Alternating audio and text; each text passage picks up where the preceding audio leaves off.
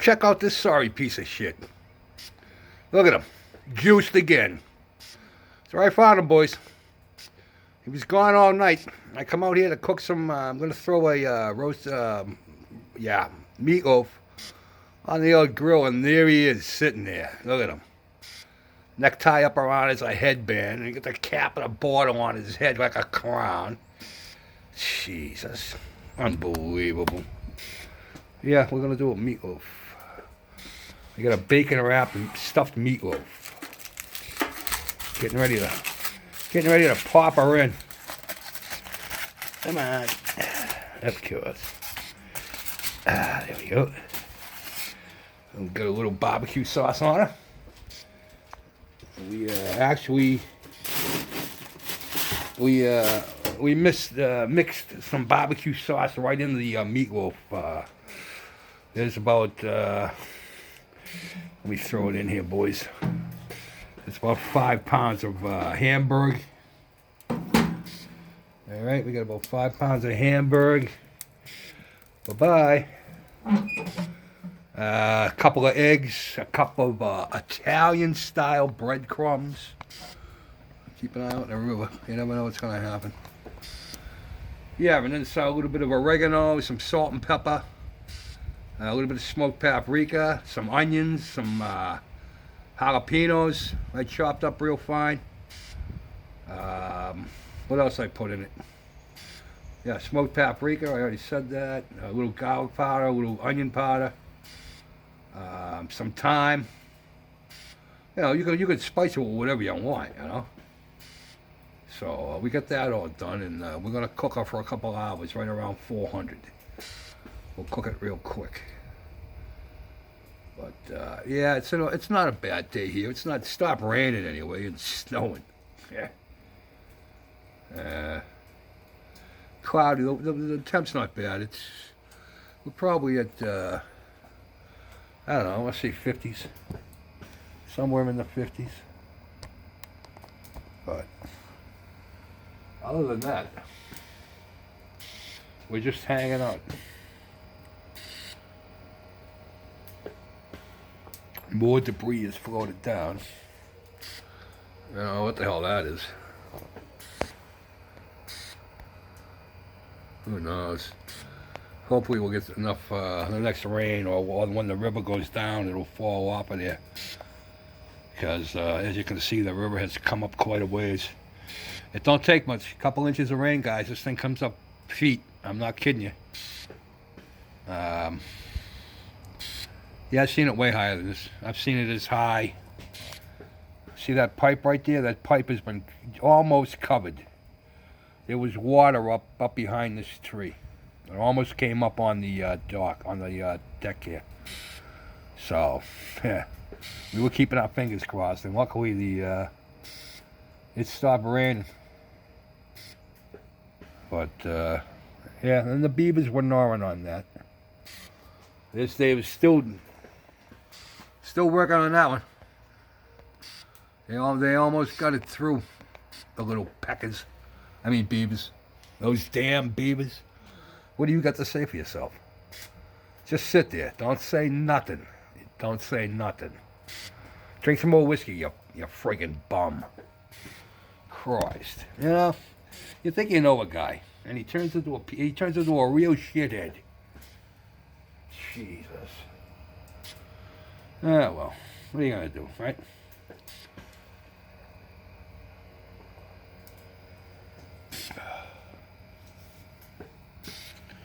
I'm hearing voices, but I don't see anybody. There's been a lot of traffic on the river today. A lot of people fishing and canoeing and kayaking and taking advantage of the outdoors when you can. Now that we can start to get to getting outdoors. So far, no reactions of any kind from our Johnson & Johnson vaccine. We've both been fine. It's been over a week. Yeah, fingers crossed. I got a better chance of getting hit by lightning than having a reaction to it, you know? So, I ain't scared. I'd rather have it than not have it. So, whatever. Be honest with you, I think it's going to be just like the flu shot. You're going to be getting one every year if you want it, and I think you're crazy if you don't. I used to get one every year. I worked outside, man. But again, I've never been really sick. I don't catch colds. Just, I think it's a lot of it's from, I think, playing out in the dirt when I was a kid and working in it. Good God, some of the stuff I used to work with. Surprised I'm not dead yet. Getting there, but not yet.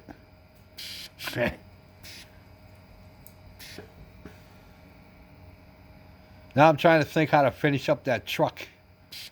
We're getting close to the end, boys. There ain't too many parts left in the old box.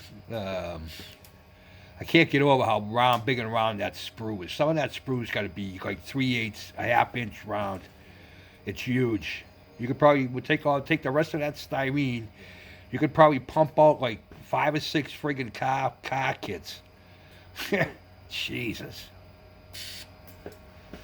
But it's a cool kit. I'm not gonna say it ain't a cool kit. I mean, a lot of parts. It don't go together well. That's the only problem. I mean, you gotta work at it. But then again, that's how you get better. I think. You gotta learn how to fix that stuff, and you can't get frustrated with it because, if you get frustrated with that, then there's always something. There's every kid has something you get frustrated with. Just put it down and walk away. Come back in a day. That's what I do. I just can't put it in a box and shove it in the closet and go, yep, fuck that. Well, a couple guys have commented, well, your skill. Yeah, but how do you think I got that skill? From doing all that stuff, from working on stuff that was frustrating and figuring it out. And that's how you get better, guys. You don't get better by throwing it in the box and just saying, the hell with it. But everybody's different. I don't pick on nobody. I ain't saying bad about anybody, but, you want to get better, you got to persevere through that stuff. Do what you got to do. It's only friggin' plastic. You know what I mean? It's just friggin' plastic. It's not friggin' life or death. You screw it up, get another piece of plastic and put it in there. Good God, I can't tell you how many times I've cut shit off that you shouldn't have cut off. Is that part of the sprue? Oh, no, I needed that. Jesus. I can't tell you how many times I've done that. You dumbass. Oh, shit, you needed that. But, hey, still make mistakes. I've been modeling 53 years and I still make mistakes. Either rushing, or usually it's from rushing. From trying to go too fast or try to look farther ahead than I should, you know what I mean? But that's how you learn, though. That's how you learn. I wouldn't want to do anything else for a hobby. Although woodworking, I wouldn't mind woodworking. And I did like metal fab. I was good at metal fab. That's what I used to do in work. All the plows and stuff. Making frames for bombardier plows. We had one break one time. They wanted to go buy a new one. It was something like $2,500 for a new one. I told my boss, I can make one of those, I go, we got all the steel right here in the shop. He's going, you think you can make one? I go, yeah. All it is a bunch of big tubing and some flat stock. I go, just to hold the plow on the machine. I go, I can cut the 2 things that hold it on the machine off the old one and use those and just weld them onto new pieces. So he said, all right, go ahead. So I did. I made it. Oh, look at him. I thought I heard something over here. Look at it, it's gone. What you doing it? But anyway, yeah, so I made it up. Took me, I don't know, maybe 6-7 hours a day. I put it on the machine. We put the plow back on. I got a hold of the superintendent. Said, hey, can you come down and take a look at this? So he comes down. He's like, where'd we get that? I go, I made it. He's going, you made that? I go, yeah. He's like, Jesus Christ. I go, dude. That was my forte. That's what I went to school for. You know what I mean? So from then on, we got anything that could be fixed in shop got fixed in shop. Got a new welder. I talked him into getting. You should have seen the welder they had, guys. It had to be from like the 40s. Jesus Christ, was that thing hard. So we got a new Lincoln welder. Because MIG and TIG welding, was just starting to come out back in those days. And if they were out, they were more, industrial. They weren't in Joe Schmo's garage. You know what I mean?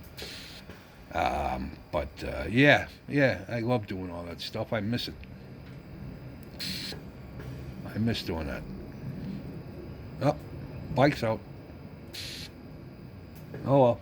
All right, I've been yabbering on and about 10 minutes. Jeff's not going to be happy. Like I care.